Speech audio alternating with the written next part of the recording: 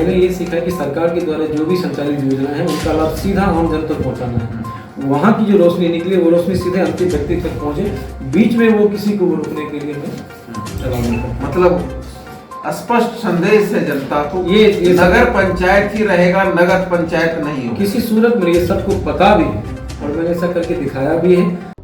Kelanchal times की खास पेशकश, नगर निगम का दंगल। नमस्कार, स्वागत है आपका केलांचल टाइम्स में और मैं हूं आपके साथ महिमा सिंह।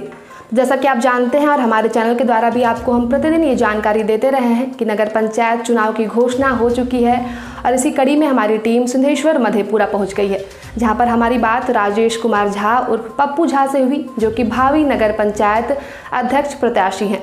तो क्या उनके मुद्दे हैं, जीत के बाद समाज और जनता के लिए क्या तैयारियां हैं और क्या क्या योजनाएं हैं उनकी इस चुनाव को लेकर, आइए जानते हैं इस खास बातचीत में। सबसे पहले तो आपका बहुत बहुत धन्यवाद। मकसद तो एक ही है कि चाहे वो नगर पंचायत का चुनाव लड़ें या पंचायत का चुनाव लड़ें, मकसद तो एक ही होता है कि आप जनता की सेवा करें। जनता की सेवा करना ही हमारा एकमात्र लक्ष्य और उद्देश्य होता है और उसी उद्देश्य से हमेशा से हम लोग समाज सेवा में लगे रहे हैं, चाहे वो पंचायत समिति के रूप में हो, डिप्टी प्रमुख के रूप में हो या मुखिया प्रतिनिधि के रूप में हो।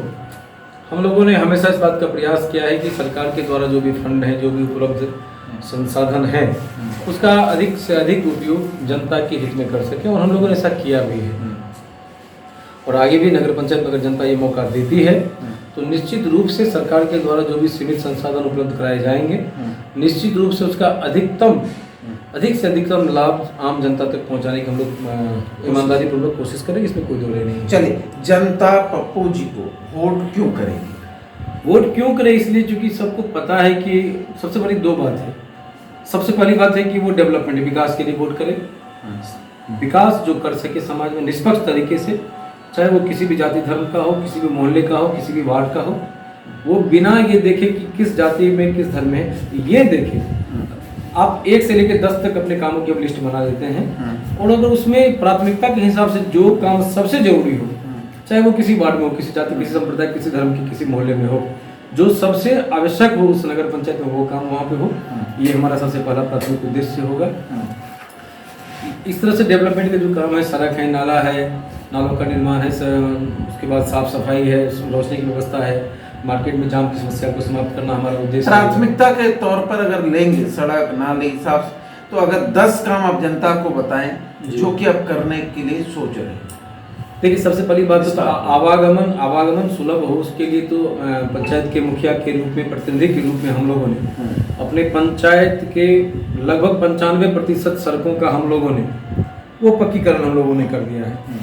क्योंकि दूसरे पंचायत के सिंहेश्वर रेवेन्यू को इसमें ऐड किया गया, जिसका कि इससे पूर्व में सिंहेश्वर और गौरीपुर दो अलग अलग पंचायतें थी।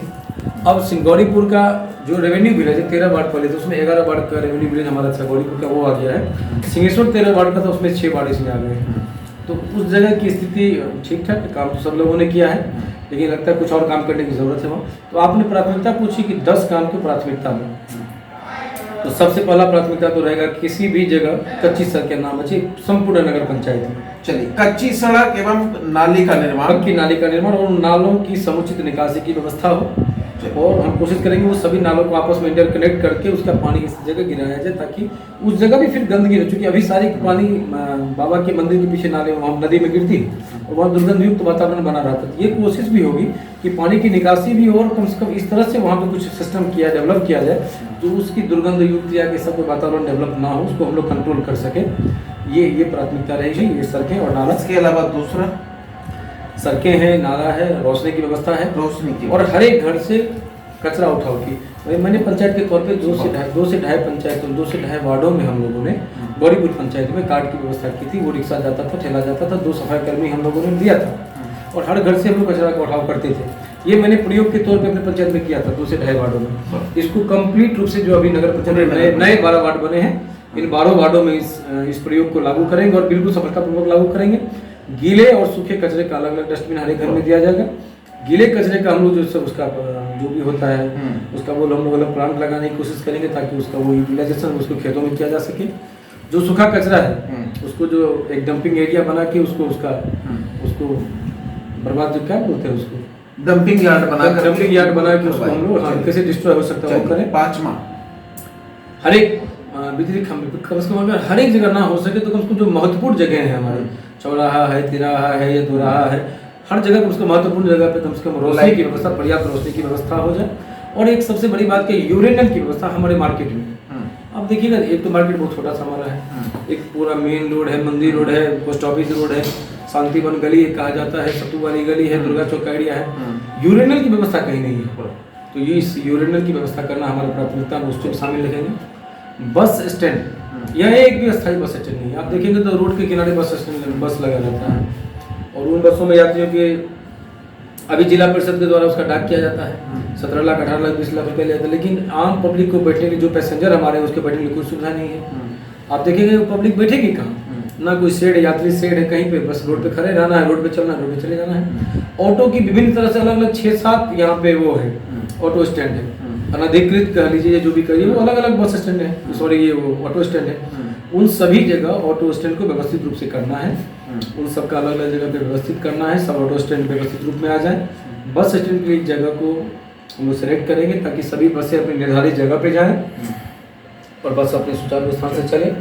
उसके बाद जाम की समस्या है, सिंहेश्वर में जाम सबसे बड़ा प्रॉब्लम है। ये भी सही कि वो नगर पंचायत उसके लिए क्या प्रयास कर सकती है, लेकिन सबसे बड़ी बात है कि अगर हम लोग बाईपास का निर्माण कराने की ओर पहल करते हैं, नगर पंचायत के अपने जो संसाधन होते हैं, चाहे वो केंद्र का अंश हो या राज्य अंश हो, इसके अलावा जो टैक्सेशन की जो इसको नगर पंचायत को प्राप्त होगा, तो हम लोग कोशिश करें कि वो बाईपास का निर्माण अपने संसाधन से अगर करा सके तो हम लोग को सबसे ज़्यादा खुशी होगी।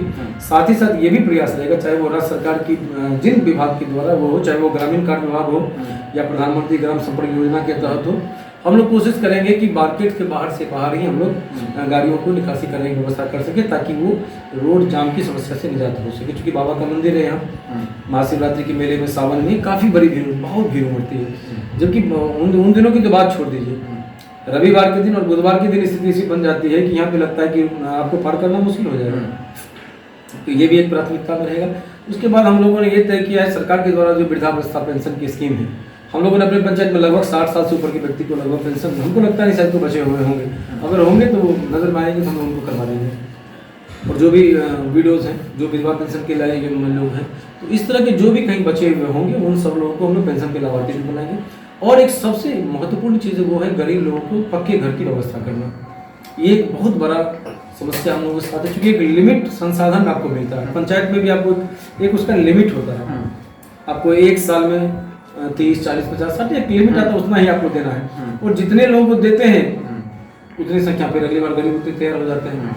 तो पक्के घर की उपलब्धता खास करके महादलित को और जो कमजोर वर्ग के लोग हैं, चाहे वो किसी वर्ग में, उनको पक्के घर की सुनिश्चितता करना ये हमारा प्राथमिकता में है। महिलाओं को स्वरोजगार से कैसे जोड़ें? महिलाओं को स्वरोजगार से तो जीविका अपने काम कर ही रही, लेकिन नगर पंचायत में हम लोग ये देखेंगे कि उनको किस तरह से छोटे छोटे ऋण उपलब्ध करा के, क्योंकि ऋण देने की व्यवस्था नगर पंचायत में तो नहीं है ना, हमारे पास ऐसे संसाधन है कि हमको फैक्ट्री लगा के उनको उपलब्ध कराए, लेकिन एक ग्रुप के रूप में उनको प्रशिक्षित करके, उनको मोटिवेट करके हम लोग कोशिश करेंगे कि वो अपना काम स्वयं कर सके। उनको लोन दिलवाने की व्यवस्था करेंगे, अलग अलग बैंक देती है, बैंक हमको पता है कि बैंक लोन देती है, तो उन बैंकों से कंसल्ट करके हम कोशिश करेंगे कि जो भी योग्य लाभार्थी महिलाएं अगर चाहती है कि हम अपना आत्मनिर्भर बने, अपनी जीविका के माध्यम से जीविका के लिए कुछ भी काम करें, तो हम लोग बैंक के माध्यम से कोऑर्डिनेशन स्थापित करके चाहेंगे कि उनको वहाँ से लोन मिले और वो अपना काम करके अपनी जीविका का उपार्जन कर सके।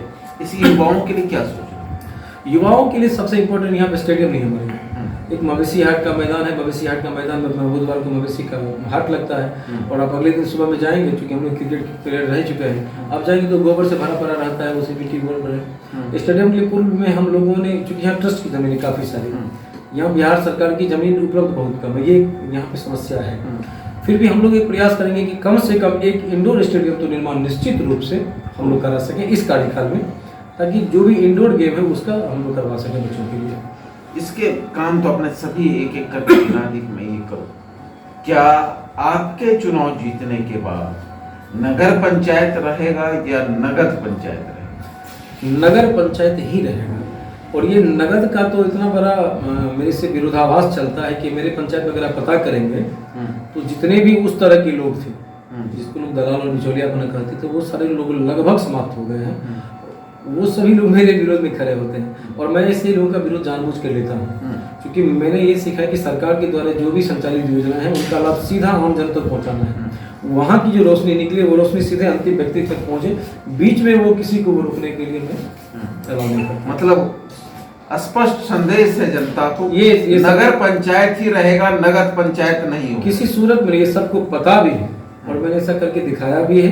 चाहे वो जैसे हमारे यहाँ प्रधानमंत्री आवास की राशि 1,20,000 रुपये मिलती है, 40-40 हज़ार की 3 किस्तें, मैंने ऐसा करके दिखाया भी है कि किसी भी लाभार्थी को, किसी भी बिचौलिया सहित या किसी को भी ठगने का परमिशन मैंने नहीं दिया।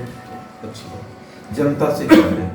जनता से सिर्फ यही करेंगे कि आप अपने विवेक का इस्तेमाल करके, क्योंकि सारे लोग आपके हैं, सभी आपके भाई बंधु हैं, यहाँ कोई MP MLA का इलेक्शन तो होता नहीं कि ऊपर से फरमान आया कि हमारी ये आइडियोलॉजी है, ये घोषणा पत्र है, आप उस पर वोट करेंगे। यहाँ हर एक व्यक्ति आपके समाज के हैं, आपके भाई भतीजा हैं, सभी आपसे जुड़े हुए, सभी अच्छे खासे लोग हैं, सभी में कुछ ना कुछ योग्यताएं हैं। आप अपने विवेक का इस्तेमाल करके आपके सुख दुख में कौन खड़ा हो सकता है, कौन विकास कर सकता है।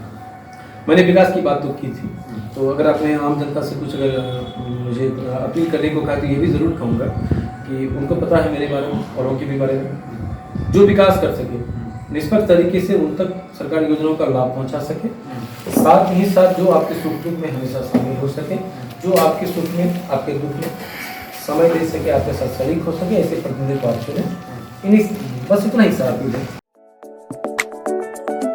अरे ये कब भैया ऐसे वीडियो देखे जा रहे हो? तनिका सब्सक्राइब कर लो और हाँ घंटा का बटन जरूर दबाना, तब हमारे वीडियो का नोटिफिकेशन सबसे पहले मिलेगा। यहाँ वहाँ का देखा तो हम तो क्या ही कहते हैं, जल्दी दबाओ।